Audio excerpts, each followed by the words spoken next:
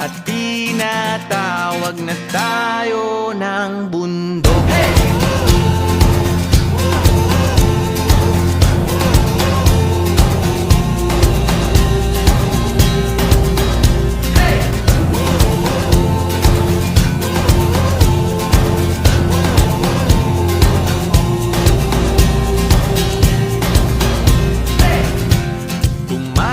Na tayo palayo sa maraming tao,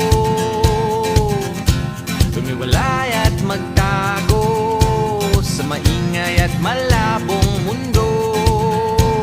Bumubulong ang hanging habagat at hampas ng alon, dumudulog